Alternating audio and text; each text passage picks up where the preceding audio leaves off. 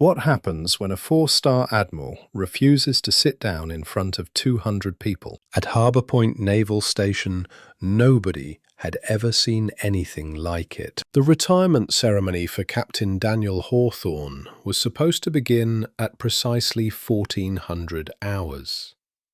Every seat in the auditorium was filled. Sailors stood along the walls. Families whispered excitedly. Officers in dress whites waited patiently beneath the bright lights of the stage. Everything was ready. Everything except one thing. Admiral Nathan Crowley refused to take his seat. The ceremony officer approached him twice, then 3 times. Each time, the Admiral gave the same answer. Not yet. Confusion spread through the room. Captain Hawthorne stood frozen on the stage. The audience exchanged nervous glances. Was there a security threat? Had something happened to the guest of honor? No one knew. Then Admiral Crowley said words that would change the entire day. "We are missing someone." The ceremony officer checked her list. Every invited guest was present. Every reserved seat was filled. But the Admiral shook his head. "No. The most important man in this room isn't here." The auditorium fell silent. "Who are we waiting for, sir?" she finally asked. Crowley looked toward the doors. Elias Mercer. Nobody recognized the name. Not a single officer. Not a single sailor. Not even Captain Hawthorne. Yet the Admiral refused to move. Minutes passed. The tension became unbearable. Then a young lieutenant returned with surprising news. The missing man had been found. He wasn't a general. He wasn't a politician. He wasn't a decorated commander. He was serving lunch in the base cafeteria. And within the next hour, 200 people would learn that the elderly man carrying trays had once saved the Admiral's life in war. By the end of the ceremony, the invisible cafeteria worker would become the most honored man in the room, and a secret buried for 54 years would finally be revealed. The November sun hung low over Harbor Point Naval Station, casting long shadows across the base as officers and families streamed toward the main auditorium. Inside, everything reflected military precision. Rows of polished chairs stretched across the floor. American flags stood proudly beside the stage. The brass section of the Navy band waited quietly near the front. Every detail had been rehearsed. Every minute had been scheduled. Captain Daniel Hawthorne's retirement ceremony represented 28 years of honorable service, and nobody wanted anything to go wrong. Commander Rebecca Sloan certainly didn't. As the ceremony officer, she had organized dozens of retirement ceremonies during her career. She prided herself on flawless execution. At 1:55 p.m., she glanced at her watch and smiled. Everything was perfect. Then Admiral Nathan Crowley arrived. The room immediately rose to its feet. Crowley was one of the most respected officers in the Navy. Tall and silver-haired, he carried himself with effortless authority. Rows of ribbons covered his chest. Years of command experience seemed to follow him wherever he walked. The audience watched him move toward the front row. His reserved seat waited there. Second chair from the center, the place of honor. Crowley stopped beside it and remained standing. At first, nobody thought much of it. Perhaps he was greeting someone. Perhaps he was reviewing the program. But after 30 seconds, Commander Sloan noticed something was wrong. She approached him quietly. "Admiral, we're ready to begin, sir." Crowley didn't sit. His eyes slowly moved across the room. Every row, every face, every corner, as though searching for someone. "Sir?" Sloan asked again. "We don't begin yet." The answer surprised her. She checked her watch. Everything was on schedule. "Captain Hawthorne is ready, Admiral." "I know." "The guests are seated." "I know." Sloan frowned. Then what are we waiting for? Crowley's expression hardened. Someone is missing. The words sent a chill through her. Missing, sir? The most important person here. Sloane immediately pulled out her attendance list. She reviewed every name. Nothing seemed wrong. Who is missing? Elias Mercer. She scanned the list again. Nothing. No one by that name is attending, sir. Crowley finally looked at her. His blue eyes carried an intensity she hadn't expected. Then your list is wrong. The room had begun to notice. Whispers spread from row to row. Captain Hawthorne glanced nervously from the stage. Families exchanged confused looks. Nobody understood what was happening. Sloane lowered her voice. Who is Elias Mercer? For the first time, emotion appeared in the Admiral's face. Respect, gratitude, something deeper. The reason I'm alive. The answer hit her like a punch. Before she could ask another question, Crowley pointed toward the back of the auditorium. Find him. Where? The cafeteria. Sloane blinked. The cafeteria? He's probably serving lunch. The silence that followed seemed impossible. A four-star admiral had just delayed an entire military ceremony for a cafeteria worker. And somehow, looking into Nathan Crowley's eyes, Commander Sloane knew he was completely serious. She immediately signaled a young lieutenant. Go find Elias Mercer. The lieutenant hurried toward the exit. As the doors closed behind her, 200 people waited in growing silence. None of them knew that the next person to walk through those doors would change the entire ceremony, and perhaps their understanding of heroism itself. Elias Mercer had no idea that 200 people were waiting for him. At that exact moment, he was standing behind the serving line in Harbor Mess Hall, wiping down a stainless steel counter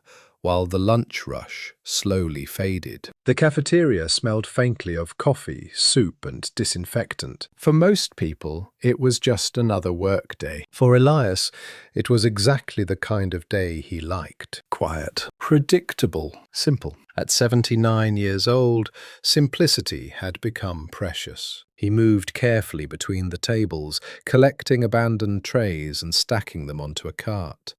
Years of military service and decades of hard work had left their mark on his body.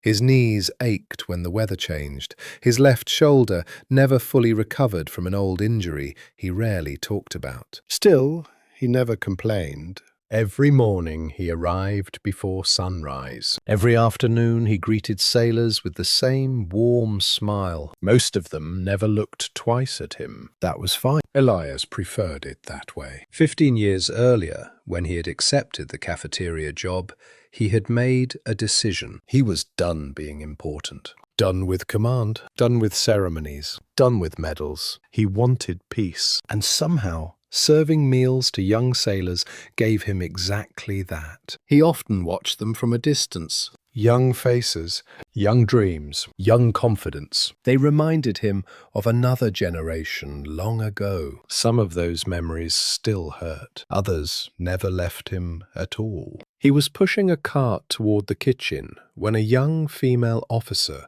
suddenly appeared in the doorway. Lieutenant Olivia Grant. She looked slightly out of breath. Mr. Mercer. Elias stopped. That's me. The lieutenant stared at him for a moment, as if confirming his identity. Then she spoke carefully. Sir, I need you to come with me immediately. Elias blinked. Is something wrong? No, sir. Did I forget paperwork again? No, sir. Health inspection? No, sir. The lieutenant looked almost nervous. The Admiral is waiting for you. Elias laughed. Not because it was funny, because it was impossible. The Admiral? Yes, sir. Which Admiral? Admiral Nathan Crowley. The old man stared at her. For several seconds he said nothing. Surely there had been some mistake. He had never spoken to Admiral Crowley, had barely seen him. Why would one of the most senior officers in the Navy be waiting for a cafeteria worker? There must be another Mercer. There isn't. The lieutenant glanced at her watch. We really need to go. Elias looked down at himself. His uniform was wrinkled. His apron carried small stains from lunch service. A plastic name tag hung crookedly from his shirt pocket. He looked nothing like the officers who attended military ceremonies. I can't go looking like this. Sir, the Admiral specifically asked for you. The words made no sense. Nothing about this made sense. But there was something in the lieutenant's expression that convinced him this wasn't a joke. Slowly, Elias removed his gloves. He washed his hands. Then he followed her out of the cafeteria. The walk across the base felt longer than usual. People hurried past them. Vehicles moved along the roads. Flags fluttered in the afternoon breeze. Everything appeared normal, yet an uneasy feeling settled in his chest. The closer they got to the auditorium, the stronger it became. Finally, they reached the entrance. Large double doors stood ahead. The muffled sound of hundreds of people waiting echoed from inside. Elias stopped walking. What exactly is this about, Lieutenant? Olivia hesitated. I honestly don't know, sir. For the first time, uncertainty crossed the old man's face. He suddenly wanted to turn around, to go back to the cafeteria, to return to the safety of being unnoticed. But before he could say another word, the doors opened. The enormous auditorium came into view. More than 200 faces turned toward him at the same time. The room fell completely silent. Elias froze. Every instinct told him to leave. Every instinct told him he did not belong there. Then, at the front of the room, Admiral Nathan Crowley saw him, and the Admiral immediately began walking straight toward him. The silence inside the auditorium became almost unbearable. More than 200 people watched as Admiral Nathan Crowley crossed the room. No one spoke. No one moved. Even Captain Daniel Hawthorne, standing on the stage waiting for his retirement ceremony to begin, forgot about the prepared program in his hands. Every eye followed the Admiral. Elias Mercer stood frozen just inside the doorway. His heart pounded.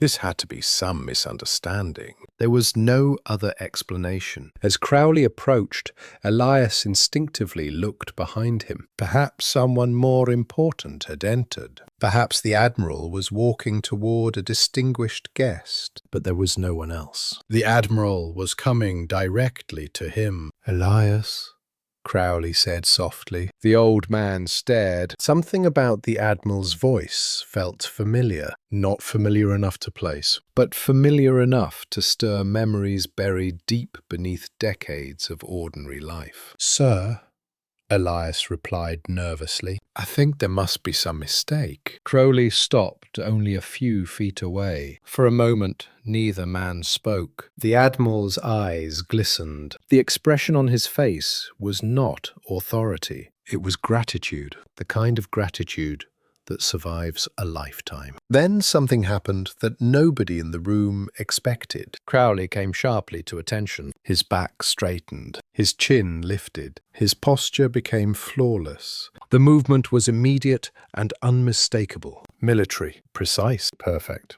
A heartbeat later, the Admiral raised his right hand in a formal salute. The entire auditorium gasped. Commander Rebecca Sloan felt her breath catch. Several officers stared in disbelief. A 4-star admiral was saluting a cafeteria worker, not casually, not jokingly, with complete respect. The room fell into stunned silence. Elias stood motionless. His eyes widened. His hands trembled slightly. For an instant he looked like a man transported backward through time. 40 years, 50 years, a lifetime. Then instinct took over, muscle memory older than many people in the room. Slowly, he raised his own hand. His salute wasn't as sharp as it once had been. Age had stolen some strength from his body, but not from his spirit. The old Marine returned the salute. The moment carried a weight nobody could explain. Crowley lowered his hand first. Then he spoke loudly enough for everyone to hear. Master Gunnery Sergeant Elias Mercer. A ripple moved through the audience. Some people exchanged confused looks. Others simply listened. United States Marine Corps retired.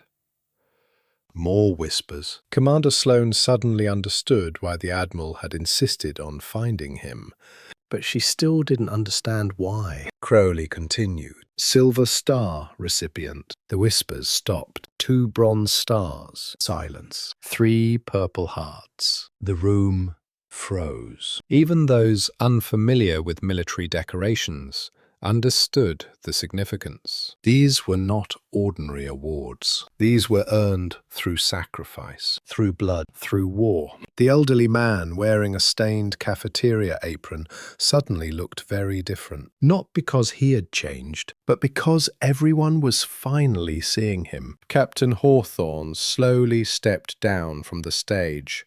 His retirement ceremony had become secondary. He knew it. Everyone knew it. Crowley looked directly at the audience, then back at Elias. The admiration in his eyes was unmistakable.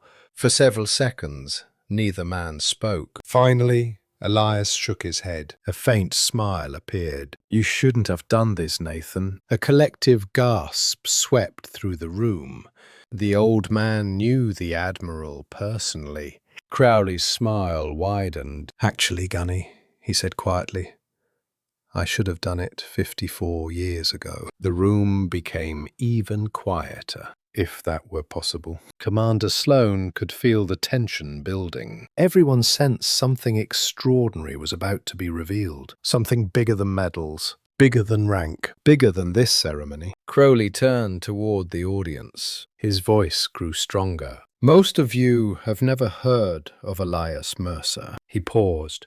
"That's my fault." Then he pointed toward the elderly Marine standing beside him. "And before this day is over, you're going to understand why I'm alive because of him." The audience sat frozen. Nobody dared speak. Nobody even shifted in their seats. Because for the first time, they realized they weren't witnessing a retirement ceremony anymore. They were witnessing the unveiling of a hero. And the story behind that hero was about to change everything they thought they knew.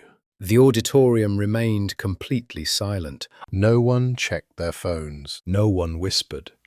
200 people sat frozen as Admiral Nathan Crowley stood beside Elias Mercer and looked out across the crowd. For a moment, the Admiral seemed to be staring far beyond the walls of the auditorium, far beyond Harbor Point Naval Station, far beyond California. His mind had traveled 54 years into the past. When he finally spoke again, his voice was quieter. "I was 22 years old when I met Elias Mercer." The audience listened carefully. "I had just graduated.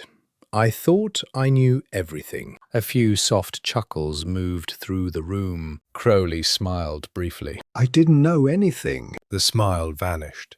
His eyes settled on Mercer, and he knew it. Several people laughed. Even Elias shook his head. But the humor disappeared as Crowley's expression darkened. It was 1969. Vietnam. The room became still again. Many veterans in attendance immediately understood the weight of those words. Vietnam was not just another deployment. It was a place that haunted men for the rest of their lives. "My unit was operating near Khe Sanh sector," Crowley continued. "I was a brand new lieutenant assigned to a Marine platoon." He pointed toward Mercer. "Master Gunnery Sergeant Elias Mercer was my platoon leader." The old Marine lowered his eyes, as though he wished the story would remain untold. But Crowley continued. "I was young, arrogant, proud. His voice hardened and completely unprepared for war. The auditorium seemed to shrink around him. Everyone could feel the memory pulling him backward. It happened 3 weeks after I arrived. Crowley's jaw tightened. We were moving through a jungle valley just before sunrise. The audience could almost picture it. Darkness, humidity, silence, fear.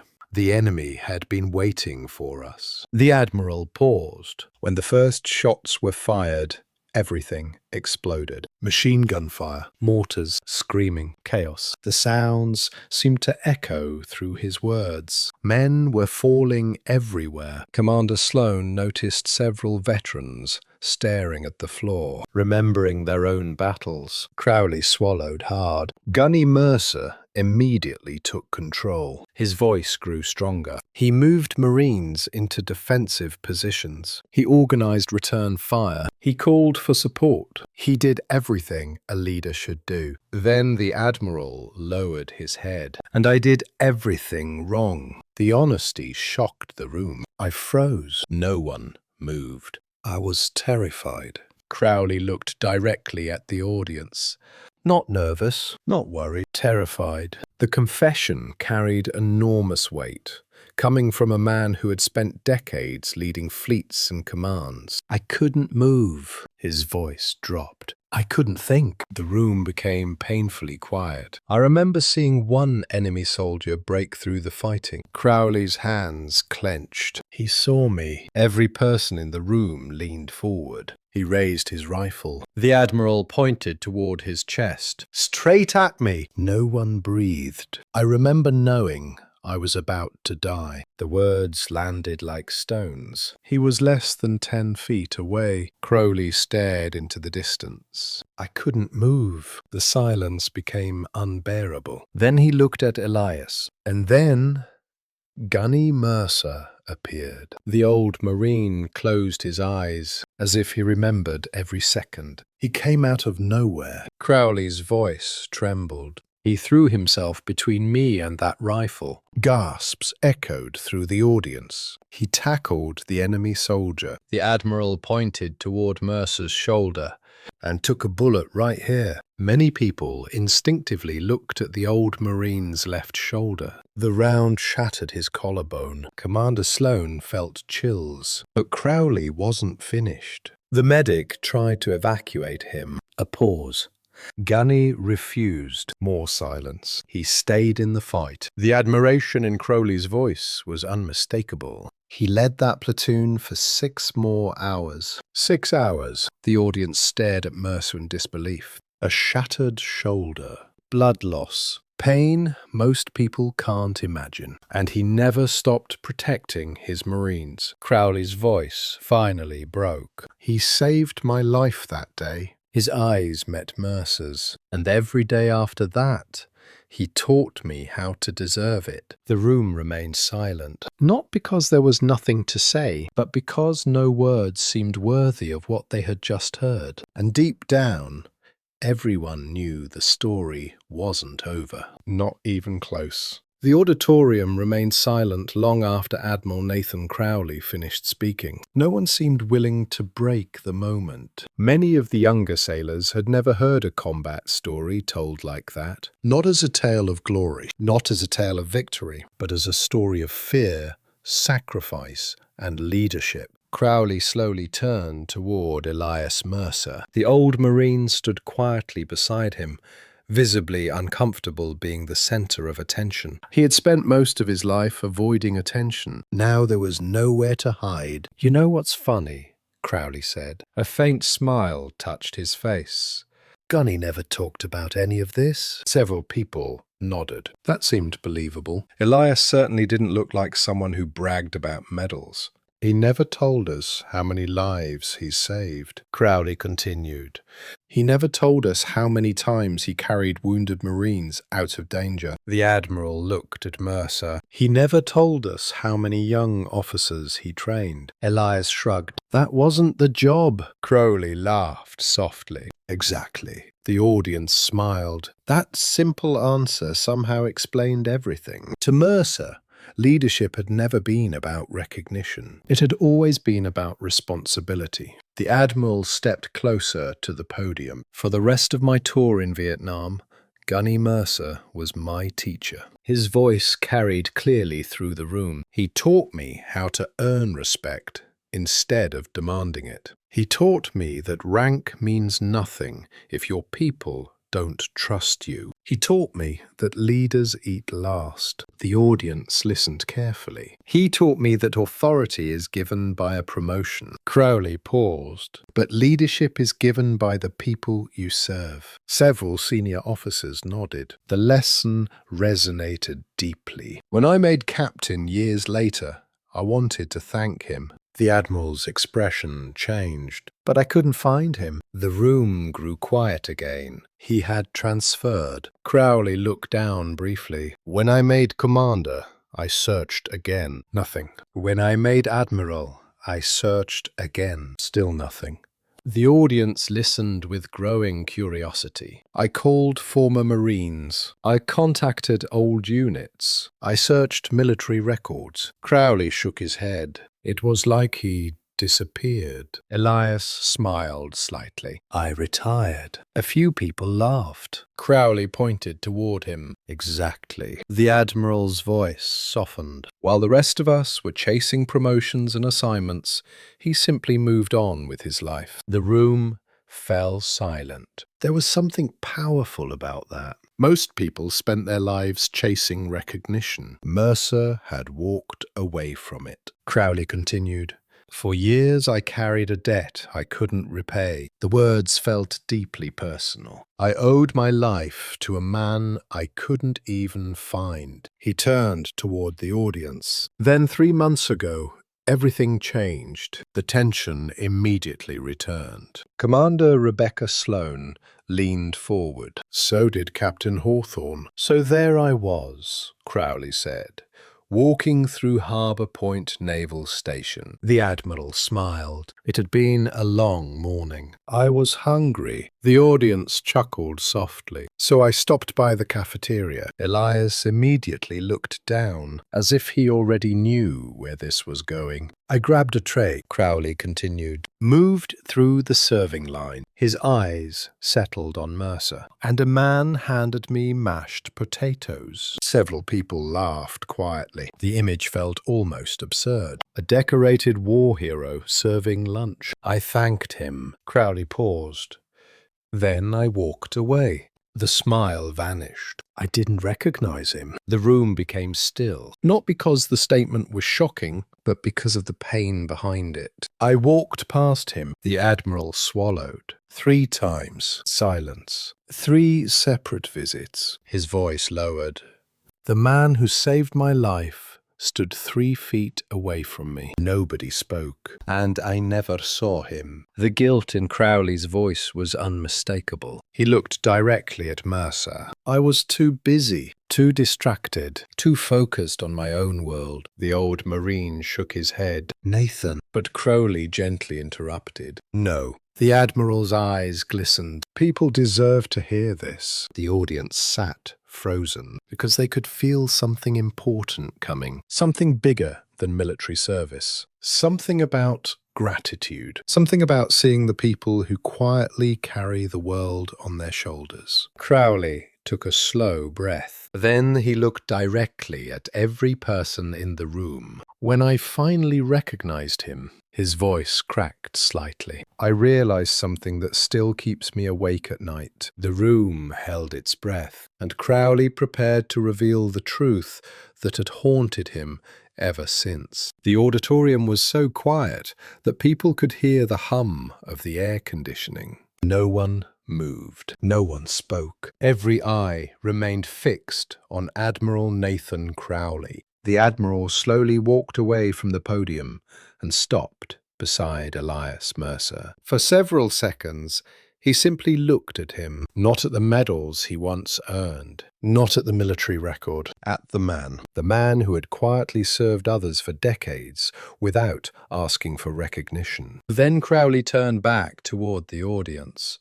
When I finally recognized Gunny Mercer in the cafeteria, he said, I wasn't proud. The room remained silent. I was ashamed. The word landed heavily. Many people exchanged glances. No one expected a four-star admiral to speak that way. Crowley's voice grew stronger. I walked past the man who saved my life. He pointed toward Mercer.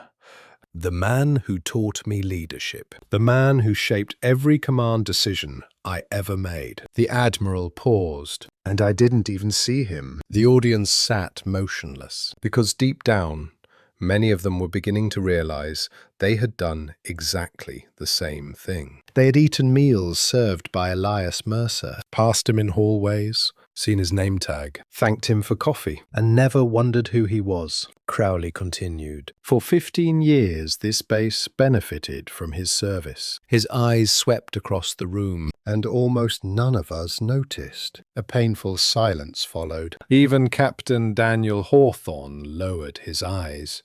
Commander Rebecca Sloane felt a knot form in her throat. The Admiral wasn't just talking about himself anymore. He was talking about everyone, including her. Crowley took a deep breath. Today changes that. Then he walked toward the front row. His reserved chair remained empty. The chair everyone expected him to occupy. The chair marked with his name. The chair reserved for the most senior officer present. Crowley looked at Commander Sloane. Commander. Yes, sir. Remove my name from that seat. Sloane blinked. Sir, replace it with Master Gunnery Sergeant Elias Mercer. A collective gasp spread through the room. Even Elias looked shocked. Nathan, don't do that. Crowley smiled. Why not? Because it's your seat. The Admiral shook his head. No. He pointed toward Mercer. It's his. The old Marine looked uncomfortable. That's not how this works. Crowley's expression softened. Maybe that's the problem. The room fell silent again. The statement carried more meaning than anyone expected. For years, people had followed protocol, followed rank, followed titles. Yet somehow, they had failed to recognize greatness standing directly beside them. Crowley gently guided Mercer toward the front row. The old Marine resisted slightly. Nathan, please. Not this time, Gunny. The Admiral's voice was firm. You spent your entire life standing up for everyone else. Today we're standing up for you. The words hit the room like a wave. Many people suddenly found themselves blinking away tears. Mercer slowly sat down. The reserved chair now belonged to him. Then something even more surprising happened. Instead of taking the seat beside him immediately, Crowley stepped back. He stood at attention, facing Mercer. The audience understood instantly. One by one, people began rising from their chairs. First a few, then dozens, then everyone. Every sailor, every officer, every family member. 200 people stood together. A spontaneous standing ovation exploded throughout the auditorium. The applause thundered across the room. Mercer froze. His eyes widened. His hands trembled. For 15 years he had been invisible. For 54 years he had carried memories nobody asked about. Now every person in the room was honoring him, not because of his medals, not because of his rank, but because of who he was. The applause continued, and continued, and continued. Some sailors wiped tears from their eyes. Several veterans stood at attention. Others saluted. Mercer tried to remain composed, tried to stay the disciplined Marine he had always been, but emotion finally broke through. His eyes filled with tears. For the first time all afternoon, he could not hide them. The applause lasted nearly 3 minutes. When it finally faded, the room slowly returned to silence. Crowley stepped forward once more. A small velvet box had appeared in his hand. The audience immediately noticed it. Mercer noticed it too. And for the first time that day, genuine surprise crossed the old Marine's face, because he knew exactly what was inside, and he had no idea what the Admiral was about to do. The applause slowly faded, but the emotion remained. Many people were still standing. Others had only just sat back down. No one seemed capable of returning to normal. The retirement ceremony had become something entirely different. Something no one in that auditorium would ever forget. Elias Mercer sat quietly in the front row, his eyes still wet. The standing ovation had shaken him more than he wanted to admit. For most of his life, he had been comfortable in the background, comfortable serving others, comfortable being forgotten. Being honored felt strange, almost uncomfortable. Yet the people around him weren't looking at him with pity. They were looking at him with respect. Admiral Nathan Crowley slowly opened the small velvet box in his hand. The room immediately focused on it. Inside rested a silver star. Its ribbon gleamed beneath the auditorium lights. A visible reminder of courage earned under fire. A visible reminder of sacrifice. Mercer's expression softened. He recognized it instantly. "Nathan," he said quietly. The Admiral smiled. "I know you already have one." The audience listened carefully. "It's probably stored away in a drawer somewhere." A few people smiled. Mercer nodded slightly. "Somewhere." Crowley stepped closer. "But I wanted everyone here to see it." The room became silent again. The Admiral carefully removed the medal from the box. For a brief moment, nobody moved. Then he knelt beside the elderly Marine. The image alone was powerful. One of the most senior officers in the Navy, kneeling before a retired Marine,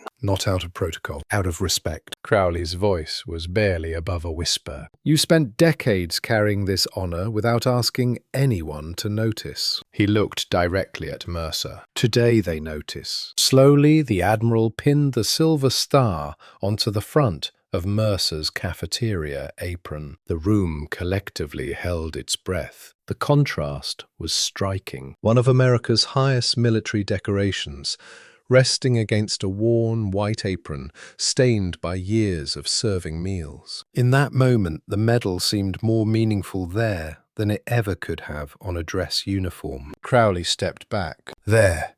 Mercer looked down. His hands trembled slightly as his fingers touched the medal.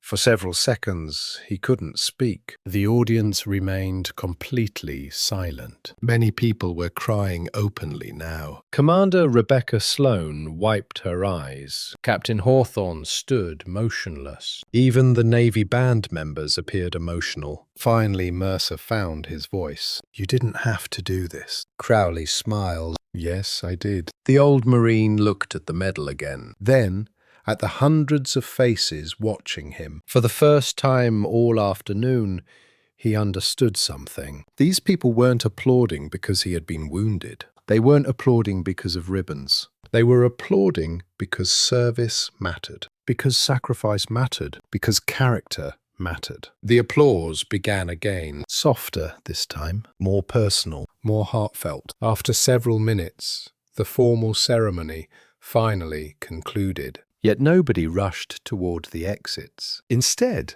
something unexpected happened. People began forming a line. At first it was only a few sailors, then several officers, then entire families. One by one, they approached Elias Mercer to shake his hand, to thank him, to tell him how much the story had meant to them. The line stretched across the auditorium. A young Marine lance corporal finally stepped forward. He looked nervous, perhaps 20 years old, not much younger than Crowley had been in Vietnam. "Gunny?" Mercer smiled.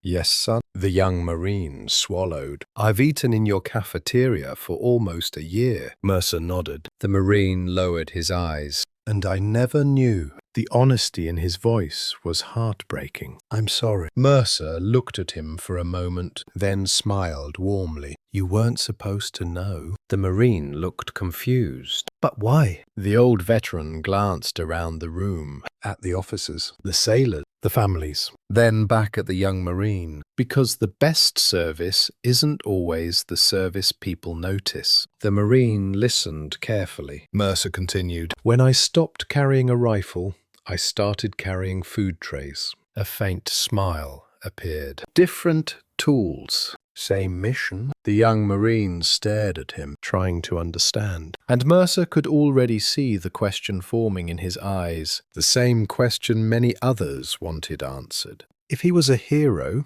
if he was a Silver Star Marine, if he had saved an admiral's life, then why had he spent 15 years serving food in the cafeteria? And as the young Marine finally asked that question, the entire room seemed to lean in for the answer. The young Marine's question lingered in the air. If Elias Mercer was a decorated war hero, if he had saved lives in combat, if he had shaped the career of one of the most respected admirals in the Navy, why had he spent 15 years serving food in a cafeteria? The room grew quiet again. Many people wanted the answer. Mercer looked down at the silver star pinned to his apron. Then he smiled softly. Because I was tired. The honesty surprised everyone. Not physically, not entirely, something deeper. The old Marine leaned back in his chair. For 28 years, my life was noise. The audience listened carefully. Deployments, training exercises, combat, responsibility, loss. His voice remained calm. I buried friends.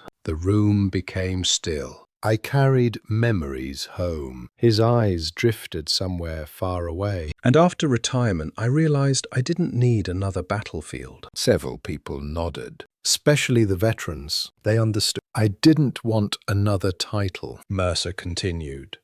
I didn't want another command. I wanted peace. The words carried enormous weight. Working in the cafeteria gave me that. The young Marine looked confused. Mercer smiled.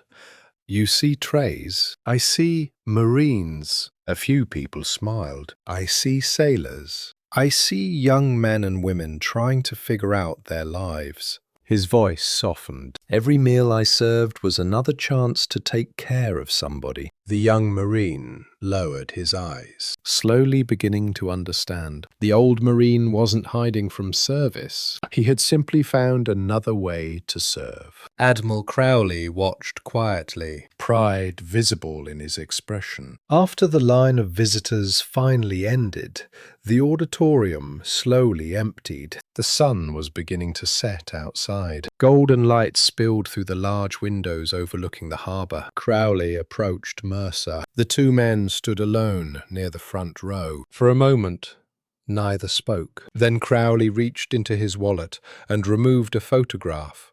He handed it to Mercer. The old Marine studied it carefully. A young officer stared back. Dress blues, confident smile, sharp posture. The future still unwritten. My son? Mercer asked. Crowley nodded. Lieutenant Mason Crowley. Mercer smiled. He looks familiar. Crowley laughed. That's because he looks exactly like I did. The old Marine looked at the photo again. That's dangerous. Both men laughed, the tension finally breaking. Crowley's expression soon became serious.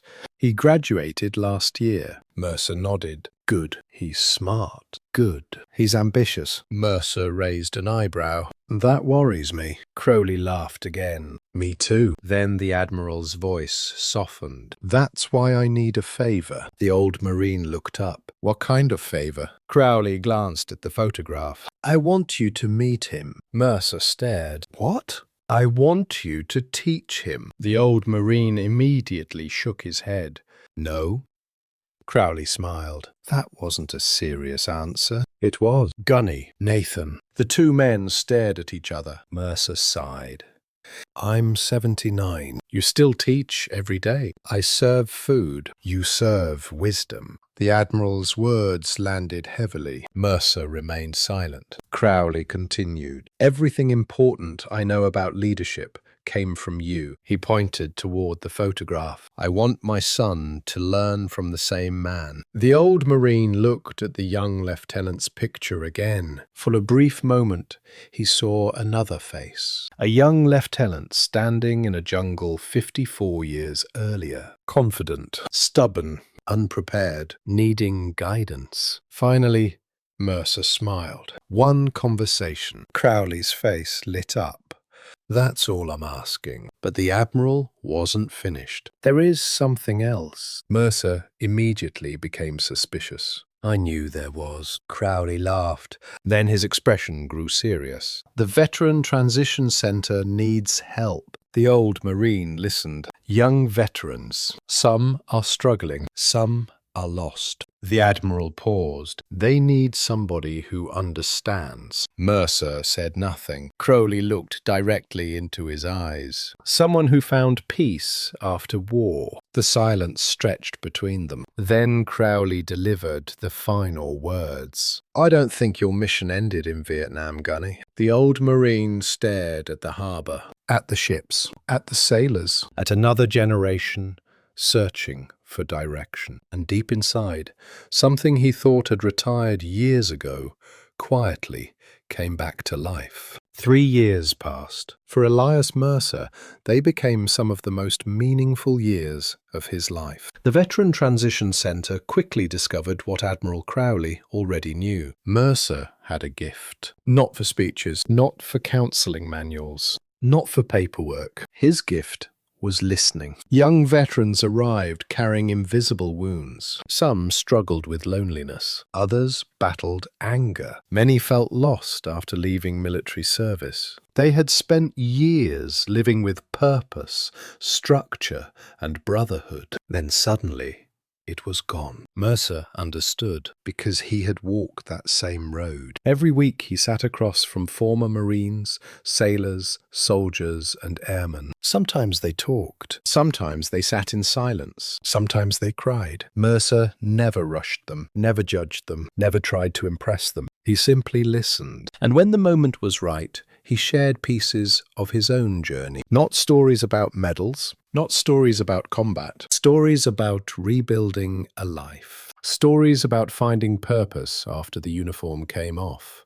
The results were remarkable. Veterans who had nearly given up began moving forward. Several found jobs. Others repaired broken relationships. Many simply found hope. Word spread. Soon, young veterans were requesting appointments specifically with Elias Mercer. The old Marine always laughed when he heard that. I spent years trying not to be noticed, he would joke. Now everyone keeps finding me. Meanwhile, he kept his promise to Admiral Crowley. He met with Lieutenant Mason Crowley. At first, the young officer reminded him painfully of Nathan at 22. Confident, intelligent, certain he already understood leadership. Mercer recognized the symptoms immediately. Over several months, they met regularly. No classrooms, no lectures. Most conversations happened over coffee. Sometimes during long walks along the harbor. One afternoon, Mason finally asked a question. What makes someone a good leader? Mercer smiled.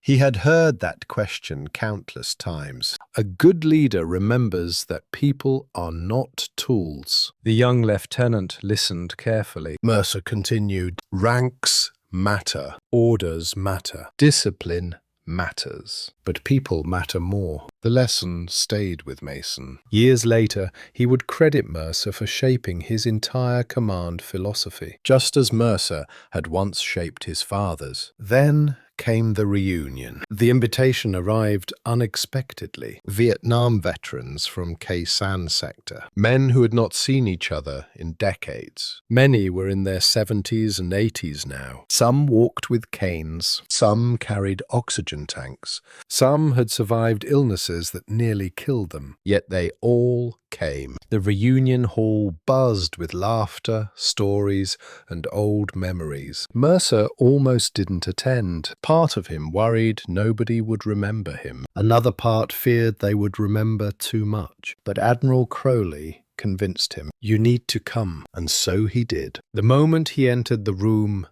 everything changed. A grey-haired veteran standing near the door froze. His eyes widened. Then he shouted, "Gonny!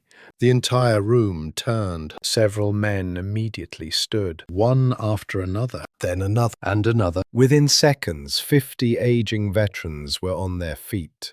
The years seemed to disappear. Some instinctively stood at attention. Others rushed toward him. Laughter mixed with tears. Hands grabbed his shoulders. Voices called his name. Stories exploded from every corner of the room. Remember the river crossing? You saved my life outside the village. You carried me to the evacuation helicopter. You taught me how to survive. Mercer stood, speechless. For years he had believed his service belonged to the past. For years he had assumed people had forgotten. But these men remembered everything. More importantly, they remembered him. Not because of medals, not because of rank, because of kindness, because of leadership, because he had cared about them. Late that evening, after the stories finally slowed, Mercer sat quietly beside Admiral Crowley. His eyes were wet, his voice barely above a whisper. I thought I disappeared. Crowley smiled. No, Gunny. He looked around the room, at the men laughing together, at the friendships that had survived half a century. You were never invisible. Mercer stared at the veterans surrounding him, men whose lives had crossed his own decades earlier. And for the first time in many years, he understood something important. Love leaves a trail, service leaves a legacy, and even when nobody tells you, the lives you touch never truly forget. What neither man knew was that this reunion would be one of the last great chapters of Elias Mercer's life, because only a short time later, the final mission of the old Marine would quietly come to an end. Elias Mercer died quietly. There was no battle, no emergency, no dramatic final moment. At 82 years old, after a lifetime of service, he simply went to sleep one evening and never woke up. The doctors called it heart failure, peaceful, natural, the way most people hope to leave this world. The news spread quickly across Harbor Point Naval Station, then beyond it. Former Marines called one another. Veterans from the transition center shared messages. Families reached out. By the end of the week, hundreds of people had heard, and all of them seemed to say the same thing. Gunny helped me. The funeral was scheduled at Liberty Hills National Cemetery, full military honors. The morning sky was grey. A cool wind moved gently across the rows of white headstones. More than 300 people attended, far more than anyone expected. Veterans arrived from multiple states. Former sailors drove through the night. Several young Marines took leave just to be there. The parking areas filled completely. People stood wherever space remained. At the center of it all rested a simple flag-draped casket. Nothing extravagant, nothing unnecessary. Exactly what Elias Mercer would have wanted. Admiral Nathan Crowley stood near the front, now retired himself. The stars were gone from his shoulders. The titles no longer mattered. Today he wasn't an admiral. Today he was simply a student, saying goodbye to his teacher. When the service began, silence settled over the cemetery. Crowley approached the podium slowly. For several moments, he simply looked at the crowd. Then he looked at the casket and began. Most people knew Elias Mercer as Gunny. His voice remained steady. I knew him as the man who saved my life. The audience listened quietly. He saved my life in Vietnam. Crowley paused. But that isn't the reason we're here. Several people exchanged glances. The Admiral continued. Many men perform heroic acts. Few spend the next 50 years continuing to serve others. His eyes swept across the crowd. Elias Mercer did. The wind gently moved the American flag covering the casket. Crowley pointed toward the veterans gathered nearby. After retirement, he served meals. He served advice. He served hope. He served purpose. The Admiral smiled.